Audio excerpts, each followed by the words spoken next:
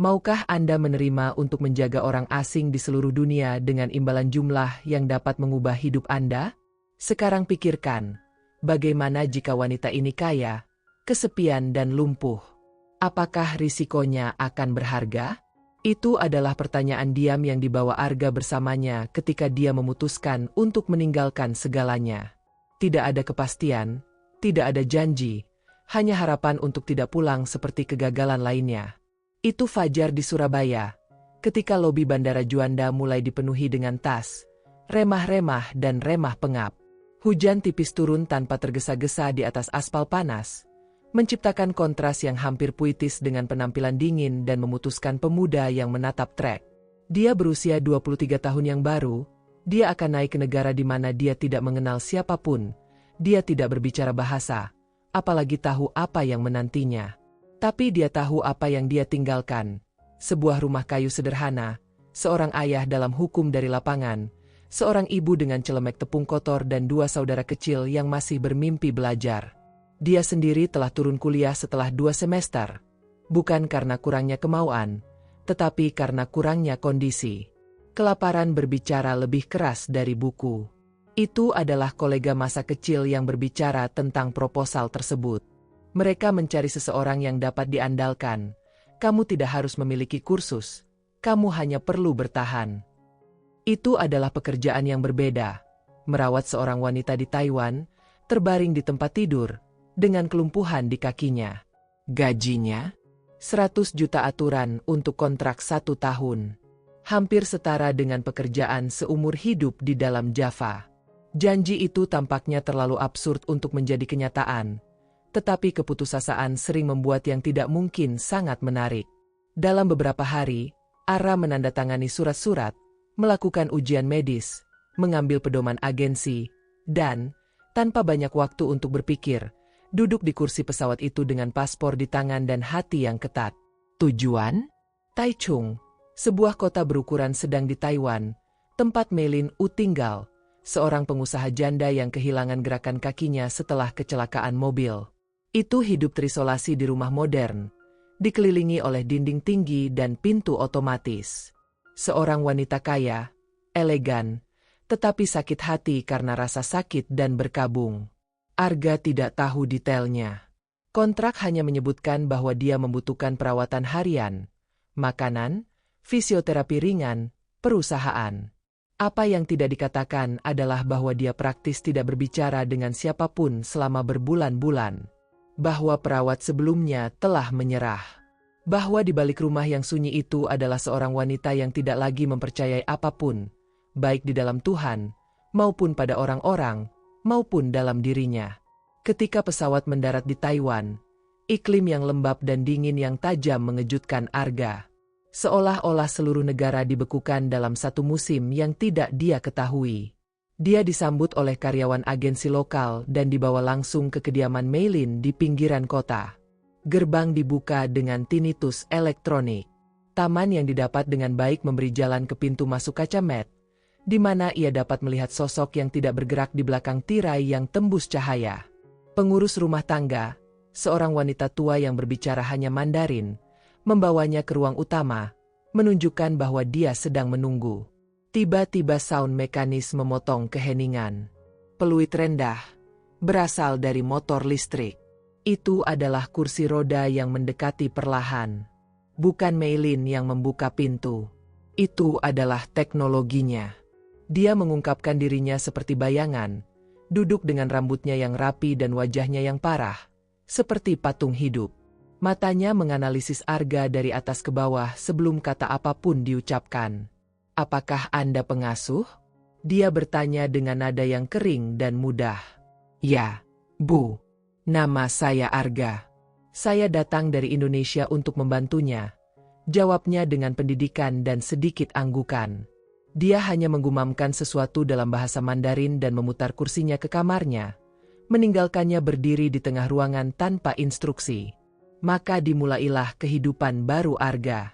Tidak disambut, tanpa penjelasan. Hanya kesepian ruangan kecil di dekat dapur dan seragam biru muda yang tersisa di tempat tidur. Malam itu panjang. Keheningan beratnya lebih dari zona waktu, dan perasaan keanehan tampaknya bergema di dinding. Tetapi Arga memiliki sesuatu yang tidak bisa diambil oleh siapapun darinya. Tujuan. Bukan cinta yang dia cari.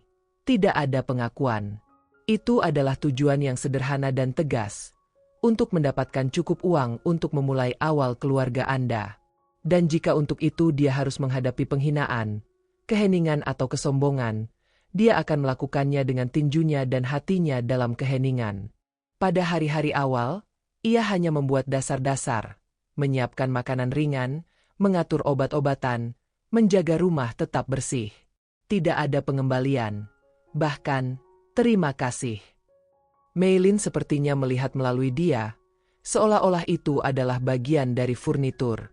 Namun, dia bertahan. Bukan untuknya, tetapi untuk dirinya sendiri. Karena terkadang kepahlawanan sejati adalah melanjutkan kemana sebagian besar akan hilang. Yang belum diketahui Arga adalah bahwa pekerjaan itu akan mengubahnya menjadi cara yang tidak pernah bisa dia bayangkan. Karena di tempat di mana kasih sayang tampaknya telah mati, sesuatu masih berlawanan. Dan kadang-kadang semua yang patah hati dibutuhkan adalah bahwa seseorang tetap. Minggu pertama adalah tes. Bukan dari kekuatan fisik, tetapi perlawanan emosional. Dia bangun sebelum matahari. Dia sarapan dengan bahan-bahan yang hampir tidak dia ketahui. Dia belajar dalam praktik bahwa Meilin tidak makan makanan atau permen berminyak. Saya menyukai teh yang sangat panas dan hampir mendidih yang disajikan dalam cangkir putih dengan desain peon. Semuanya perlu diam, bijaksana dan tepat waktu. Seolah-olah dia adalah hantu yang tinggal di rumah yang tidak lagi menginginkan orang yang hidup. Meilin tidak berbicara dengannya. Jika saya membutuhkan sesuatu, saya menunjuk atau membuat suara pendek dengan bibir saya. Ada tombol di sebelah tempat tidurnya yang, ketika ditekan, memancarkan sinyal pada gelang Arga, seolah-olah itu adalah bagian dari sistem otomatis. Sensor manusia. Selama 13 hari pertama, dia tidak mengomentari namanya. Dia menyebutnya dengan sedikit gerakan kepala, atau mengatakan sesuatu dalam bahasa Mandarin kepada pembantu rumah tangga, yang jarang dia terjemahkan. Arga sedikit mengerti, tetapi menyadari ketika itu dia, bocah Indonesia, anak laki-laki baru, asisten. Namun, dia tetap. Menurut data dari Kementerian Tenaga Kerja Taiwan pada tahun 2021, lebih dari 200.000 pengasuh asing terdaftar di negara itu. Sebagian besar dari mereka berasal dari Filipina, Vietnam, dan Indonesia. Banyak yang merawat lansia dengan demensia, kekurangan motorik atau pasien terminal. Tetapi apa yang tidak ditunjukkan dokumen-dokumen itu adalah sisi misi yang tidak terlihat. Kesepian emosional, isolasi budaya dan prasangka halus yang dihadapi banyak orang setiap hari. Arga mulai merasakannya di kulit. Bahkan bermaksud baik, itu diperlakukan sebagai seseorang yang selalu mundur. Meilin melihatnya sebagai fungsi, bukan sebagai pribadi.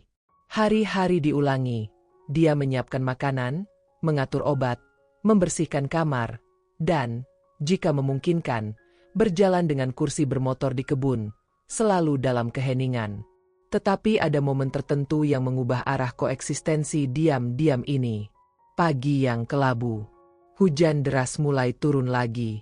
Arga menyadari bahwa Meilin tidak keluar dari ruangan bahkan untuk sarapan. Pintunya ajar. Dia memukul ringan. "Nyonya Meilin? Semuanya baik-baik saja?" Tidak ada jawaban. Dengan hati-hati, dia mendorong pintu. Meilin sedang duduk di jendela. Wajahnya menghadap taman. Matanya bengkak. Merah. Dia meremas jaringan kain bersulam di antara jari-jarinya. Arga mundur. Tetapi sebelum dia pergi, dia menoleh padanya. Dia membawa teh jahe. "Ini bisa membantu pemanasan," katanya lembut, meninggalkan cangkir di atas meja. Yang mengejutkannya, dia tidak mengabaikannya. Meilin minum teh. Tangannya sedikit gemetar. Dan kemudian, untuk pertama kalinya, dia berbicara dengan kerapuhan. "Apakah kamu bangun suatu hari bertanya, tanya mengapa kamu masih hidup?" Arga froze. Itu bukan pertanyaan yang saya harapkan untuk didengar. Itu bukan sesuatu yang tahu bagaimana menjawab segera. Dia melanjutkan, tidak melihat apa-apa. Aku kehilangan suamiku. Dia meninggal bersamaku dalam kecelakaan itu, meskipun hanya aku yang selamat. Itu adalah pertama kalinya saya berbicara tentang apa yang saya rasakan. Arga mendekat perlahan, menghormati ruang. Mungkin aku tidak mengerti rasa sakitmu sepenuhnya, Bu. Tapi saya tahu bagaimana rasanya kehilangan mimpi. Saya kehilangan banyak sebelum datang ke sini. Dan setiap hari saya bangun, saya ingat mengapa saya bangun, karena masih ada sesuatu yang bisa saya lakukan untuk seseorang. Meilin tersenyum menyamping dengan ironi yang pahit. Kamu terlalu muda untuk berbicara seperti orang tua. Dan kamu terlalu kuat untuk mengatakan kamu sekarat. Jawaban ini membuat Meilin menatapnya. Untuk sesaat, keheningan di antara mereka tidak nyaman. Itu hormat. Untuk pertama kalinya, dia bukan hanya seorang karyawan. Itu adalah seseorang yang bersuara. Sejak hari itu, sesuatu yang tidak terlihat pecah di antara mereka. Dinding mulai retak. Mereka tidak menjadi teman dalam semalam, tetapi Meilin mulai membiarkannya pergi ke ruang simbolis. Dia meminta bantuan menyikat rambutnya, mengizinkannya untuk melakukan latihan terapi fisik, dan, suatu sore, memintanya untuk membaca koran dengan keras. Detail kecil, tetapi dalam kehidupan seseorang yang tertutup untuk dunia, adalah kemajuan besar. Arga mulai menulis di buku catatan sederhana setiap malam setelah tugasnya berakhir. Di sana dia menuliskan bagaimana perasaannya. Dia sadar. Saya menggunakan kata-kata emosi yang sederhana namun syarat. Itu adalah cara Anda memproses hari. Di salah satu halaman, ia menulis. Dia tidak membutuhkan pengasuh. Dia membutuhkan seseorang yang mengingatkannya bahwa dia masih hidup. Meilin, pada gilirannya, terus mempertahankan posturnya. Namun terkadang, dia melewatkan komentar sarkastik atau frasa pendek yang mengungkapkan kekhawatiran. Kamu memasak seolah-olah kamu ingin membunuhku dengan bosan. Baca perlahan. Aku bukan mesin. Frasa yang pernah tampak kekasaran sekarang telah dimuat dengan kemanusiaan. Pada minggu ketiga, hal yang tidak terduga terjadi. Meilin memanggilnya dengan nama. Arga. Bisakah Anda membantu saya dengan itu? Dia hampir tidak percaya apa yang dia dengar. Bukan dengan formalitas, tetapi dengan suara-suaranya mengatakan namanya seolah-olah dia mengenalinya. Seolah-olah dia tidak lagi menjadi pekerja apapun dan akhirnya dia memasuki dunianya. Dan hari itu, di sore hari, ketika hujan berhenti dan langit terbuka sedikit, Meilin mengizinkannya membawanya ke taman. Tempat ini tidak berubah, katanya, melihat dedaunan yang jatuh. Tapi mungkin aku bisa. Arga tersenyum diam-diam, mendorong kursi perlahan. Itu bukan cinta. Belum. Tapi itu adalah awal dari sesuatu yang langka dan berharga. Kepercayaan diri. Koeksistensi antara dua orang dari dunia yang berbeda tidak terjadi tanpa kebisingan. Meilin berasal dari kenyataan di mana keheningan adalah kenyamanan dan jarak emosional, kebiasaan. Sebaliknya, ia belajar sejak usia dini untuk bertahan hidup mendekati orang, menawarkan bantuan, melayani dengan hatinya di tangannya. Kejutan antara sifat-sifat ini meningkat selama beberapa hari, bahkan dengan kemajuan kecil yang dibuat. Sebanyak dia mulai membiarkan kehadirannya, ada hambatan yang tidak terlihat. Beberapa didirikan oleh budaya, beberapa dengan kebanggaan, dan banyak dengan prasangka. Perbedaan dalam kelas sosial sangat jelas. Meilin telah tumbuh dikelilingi oleh kemewahan. Dia telah belajar di universitas-universitas bergengsi, menikahi seorang pianis terkenal, tinggal di sebuah rumah otomatis. Di sisi lain, itu adalah putra seorang petani yang terbiasa dengan lantai tanah dan makanan darurat. Bukan hanya masalah uang. Itu adalah cara mereka melihat dunia. Bahkan ketika kata-kata itu baik, tatapan Meilin terkadang membawa jejak keunggulan, bukan karena kejahatan tetapi karena kecanduan. Refleksi masyarakat yang terbiasa membagi orang berdasarkan status. Selain itu, Ada kejutan budaya. Lidah hanyalah puncak gunung es. Arga memperhatikan bahwa banyak gerakannya, seperti mencoba melakukan percakapan saat sarapan atau menawarkan bantuan tanpa dipanggil, diterima dengan dingin. Bagi Meilin, berasal dari budaya yang lebih dicadangkan, semangat spontan Arga bisa terdengar sebagai invasi. Jenis ketidakcocokan ini adalah umum di antara pengasuh asing dan penduduk setempat. Sebuah laporan yang diterbitkan oleh Taiwan International Bureau Association pada tahun 2022 menunjukkan bahwa lebih dari 60% pekerja migran menghadapi budaya atau kesalahpahaman dengan pengusaha, terutama ketika mereka bekerja di lingkungan domestik. Empati tidak selalu alami, seringkali perlu dipelajari. Tetapi hambatan nyata muncul ketika dunia luar mulai memperhatikan apa yang terjadi di dalam rumah yang sunyi. Semuanya dimulai pada sore yang mendung, ketika mobil hitam berhenti di depan gerbang. Dua tokoh pencari yang canggih turun darinya, seorang pria dengan setelan sempurna dan seorang wanita dengan tas desainer yang tergantung di lengannya. Mereka adalah saudara laki-laki Meilin-in-law dan sister-in-law orang-orang yang belum pernah disebutkan sampai saat itu. Suasana hati, sampai sekarang netral, membeku. Arga, yang baru saja menyiapkan teh, dipanggil ke ruang tamu. Resepsi kering. Wanita itu menatapnya seolah menganalisis karya yang rusak dalam sebuah karya.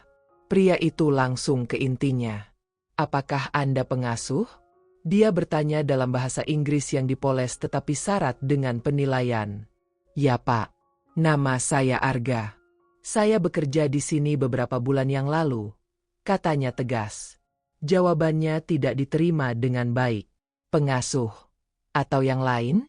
Dia menembak wanita itu dengan senyum mengejek. Biaya untuk percaya bahwa adikku in-law membutuhkan seseorang seperti itu.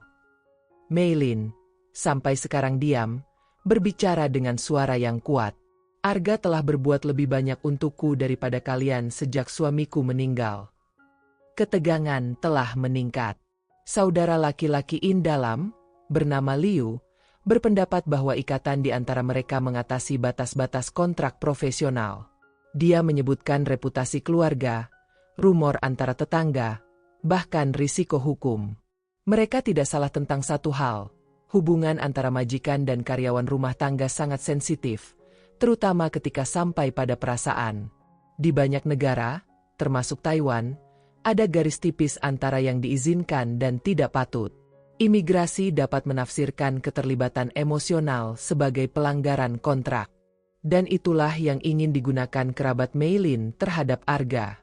Malam itu dia memanggilnya untuk berbicara dengan ruang musik, satu-satunya tempat di rumah di mana mereka berdua bisa jujur. Duduk di depan piano yang tertutup, Meilin menghela nafas. "Mereka ingin aku mengakhiri kontrak. Mereka bilang saya bisa menyewa perawat yang memenuhi syarat, seseorang dengan diploma dan nama keluarga yang dihormati." Arga menurunkan matanya, tetapi tidak ragu-ragu. "Jika kamu mau, aku bisa pergi besok." "Saya tidak ingin membuat masalah." Meilin diam selama beberapa detik sebelum menjawab. "Jika kamu pergi, aku akan menjadi tubuh lagi di kursi." Hanya itu. Itu adalah pertama kalinya dia mengungkapkan dampak nyata yang dia miliki pada hidupnya. Tapi ada komplikasi lain. Beberapa hari kemudian, agen imigrasi muncul di rumah dengan pemberitahuan. Kontrak ketenaga kerjaan agen telah ditinjau. Ada laporan keterlibatan afektif dengan majikan, tuduhan bahwa, jika terbukti, dapat mengakibatkan deportasi segera. Saat itulah Meilin mengungkapkan sesuatu yang tidak terduga. "Saya bisa mencoba menggunakan. Bawa ini ke pengadilan. Tetapi mereka akan bertanya kepada saya apa yang Anda lakukan untuk saya. Dan mungkin saya bahkan tidak tahu bagaimana menjawabnya." Ungkapan ini bergema di benak Arga. Dia tahu dia tidak lagi ada uang. "Tapi aku juga tidak bisa mengatakan mereka menjalin hubungan. Ada rasa hormat, perhatian, dan sesuatu yang tumbuh seiring waktu. Sesuatu yang bagi orang lain mungkin skandal, tetapi baginya itu benar." Pada akhir minggu itu, hal yang tidak terpikirkan terjadi. Meilin mengalami krisis demam yang intens. Sementara pembantu rumah tangga ragu-ragu untuk memanggil bantuan, Arga bertindak dengan naluri. Dia membawa Meilin ke dalam pelukannya ke mobil dan membawanya ke rumah sakit terdekat. Bentuk-bentuk yang diisi, menjelaskan kasus itu kepada para dokter, adalah seluruh fajar di sampingnya. Ketika ketukannya stabil, dia pertama kali memegang tangannya dengan keras. "Kupikir aku akan mati," bisiknya. "Dan aku pikir aku akan kehilanganmu," katanya. Dari sana, perasaan bahwa sampai saat itu tidak terlihat, menjadi tidak bisa dihindari. Pemulihan Meilin setelah rawat inap lambat tetapi signifikan. Bukan hanya di dalam tubuh, juga dalam cara dia datang untuk melihat hidupnya sendiri. Untuk pertama kalinya dalam waktu yang lama, dia merasa bahwa seseorang tetap di sisinya bukan dengan kewajiban, tetapi dengan pilihan. Dan temuan ini mengguncangnya lebih dari demam apapun. Arga masih ada di setiap detail hari itu, menyesuaikan bantal, menghangatkan teh pada waktu yang tepat, baca newsletter untuk melembutkan keheningan rumah. Tapi ada sesuatu yang berbeda di udara. Jenis kasih sayang yang terkandung, hampir pemalu, tetapi tumbuh tanpa lisensi. Itu tidak terlihat oleh mata yang tergesa-gesa, tetapi terasa dalam setiap gerakan, di setiap jeda di antara kata-kata. Selama minggu-minggu, Meilin menjadi lebih banyak bicara. Dia menceritakan kisah masa lalu, kenangan tentang suami yang telah meninggal, saat-saat masa kecil. Itu, pada gilirannya, berbagi kenangan tentang desa tempat ia dilahirkan, bagaimana ia menanam beras di sebelah ayahnya atau bagaimana ia belajar matematika membantu saudaranya melakukan pekerjaan rumah. Itu adalah pertukaran kehidupan, tanpa penilaian. Untuk pertama kalinya, mereka berada di pijakan yang sama, bahkan dengan dia duduk di kursi roda. Setiap Jumat malam, mereka mulai menonton film-film lama bersama. Meilin menyukai klasik hitam dan putih. Arga lebih suka drama keluarga. Di tengah-tengah itu, mereka menemukan jalan tengah. Percakapan menjadi lebih ringan. Senyum lebih sering. Dan waktu sepertinya melambat di dalam rumah yang dikelilingi oleh dinding tinggi. Tapi tidak semuanya sederhana. Suatu pagi, kendaraan mewah yang diparkir di pintu masuk. Itu adalah model yang sama yang digunakan oleh tokoh-tokoh penting di kota. Dia menuruni Liu, saudara laki-laki Meilin Indalam, kali ini dengan wajah yang lebih terkandung. Itu tidak membawa pelanggaran, tetapi peringatan. "Kami menerima pemberitahuan dari imigrasi. Mereka mengklaim bahwa ada bukti keterlibatan emosional antara karyawan dan kontraktor. Ini dapat membahayakan semua otorisasi keabadian bocah ini," katanya dengan nada diplomatik tetapi tegas. Meilin tidak segera menjawab. Matanya duduk di jendela, seolah-olah mereka mencari perlindungan di cakrawala.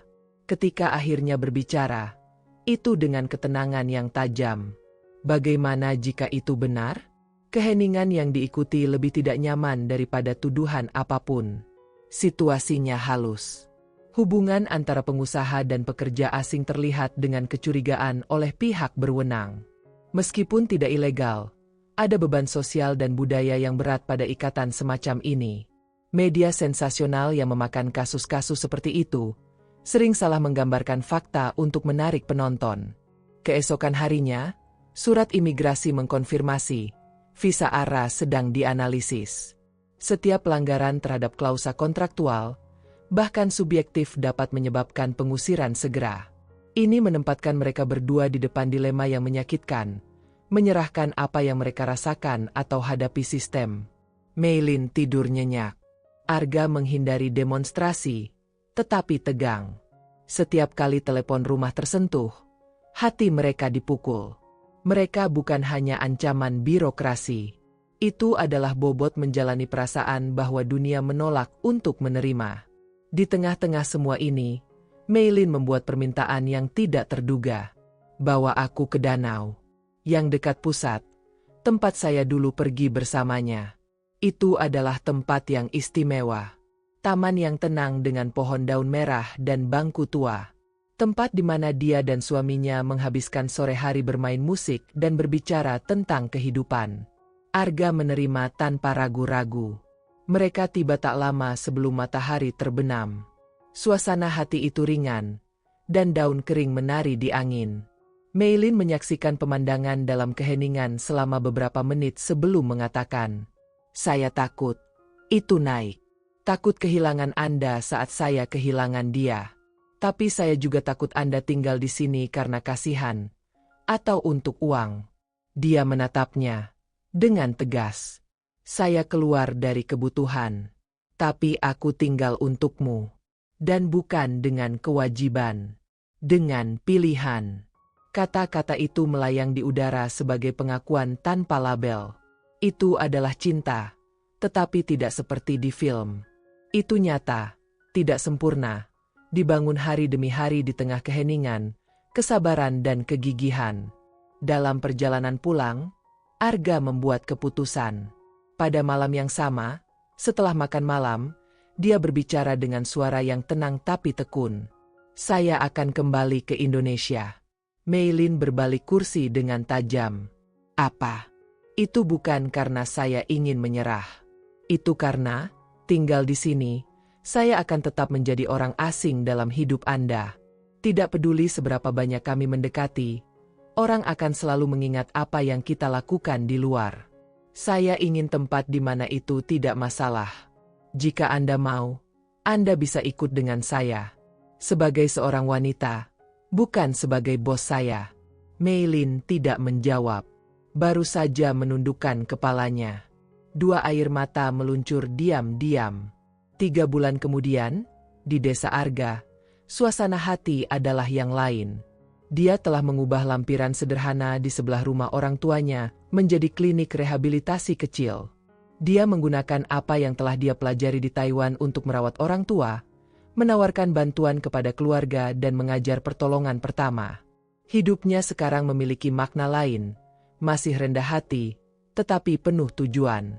Namun, setiap hari saat senja, dia duduk di depan rumah dengan matanya berbalik ke jalan, seolah-olah dia mengharapkan sesuatu yang mungkin tidak pernah tiba. Sampai suatu sore, sebuah mobil hitam berhenti di ujung jalan. Di dalamnya, sosok elegan muncul di jendela belakang. Itu adalah Meilin, berpakaian sederhana, rambutnya diikat dan penampilannya yang kuat. "Aku tidak tahu apa yang harus dibawa," katanya, tersenyum. "Jadi aku memutuskan untuk membawa diriku sendiri." Arga berjalan ke arahnya, masih ragu apakah itu mimpi atau kenyataan. Tetapi ketika dia menyentuh tangannya, dia tahu, dia telah memilih untuk mencintai, bahkan ketika dunia mengatakan sebaliknya. Di Villa Pacata di mana waktu tampak berjalan perlahan, bab baru mulai ditulis, bukan kemewahan, tetapi bermakna. Arga dan Meilin sekarang menjalani realitas yang berbeda. Rumah sederhana dengan dinding bata yang terlihat menjadi tempat berlindung tidak hanya bagi mereka, tetapi bagi banyak orang yang tidak memiliki tempat untuk merasa berguna, telinga, dihormati. Ada bon rumah Meilin, pusat perawatan dan rehabilitasi kecil yang diciptakan dengan sedikit sumber daya dan banyak tangan. Tidak ada iklan, tidak ada janji. Hanya piring sederhana di pintu masuk dan komitmen diam dari mereka yang telah memahami nilai kehadiran. Meilin, bahkan dengan keterbatasannya, telah menjadi simbol ketahanan bagi penduduk. Duduk di kursinya, dia membantu, mendengarkan pasien, membimbing anggota keluarga, bercerita. Pengalamannya dengan rasa sakit telah menjadi jembatan untuk menyembuhkan rasa sakit orang lain. Sekarang adalah cahaya yang berbeda dalam tampilan, telah menjadi referensi di wilayah tersebut. Dia menggunakan waktu tidak hanya untuk memberikan perawatan, tetapi untuk mengajar tempat-tempat muda untuk merawat lansianya dengan bermartabat. Dia berkata, tidak perlu diploma untuk didengar dengan hati. Dan terkadang, itu semua orang yang dibutuhkan. Terlepas dari penerimaan banyak orang yang baik, tidak semua orang memuji fase baru ini. Beberapa tetangga masih membisikkan pertanyaan yang tidak nyaman. Bagaimana seorang wanita kaya berakhir di sini? Atau, apakah ini benar? Tetapi waktu, dengan kesabaran yang tak kenal lelah, membubarkan penilaian. Sedikit demi sedikit, mereka yang pernah tampak bengkok mulai terlihat dengan hormat. Perubahan itu tidak terjadi dalam semalam. Dia datang dalam hal-hal kecil. Dalam The Man of Chane yang kembali tersenyum setelah sesi latihan. Pada anak yang belajar menghormati kakek nenek. Pada wanita yang mengunjungi pusat hanya untuk berbicara. Karena di rumah tidak ada yang mendengarkannya. Dan di tengah-tengah semua ini, itu dan Meilin melanjutkan hidupnya. Tidak terburu-buru. Tidak ada rencana besar. Mereka hanya hidup. Satu hari sekaligus. Bersama. Suatu sore, ketika langit oranye dan angin bertiup ringan melalui pepohonan, Arga menemukan Meilin memandangi cakrawala. Dia memegang bingkai foto lama satu-satunya foto suaminya yang sudah meninggal. Apakah kamu merindukannya? Tanya Arga dengan lembut. Setiap hari, katanya. Tapi hari ini, bukan dengan rasa sakit. Dengan rasa terima kasih. Dia mengangguk diam.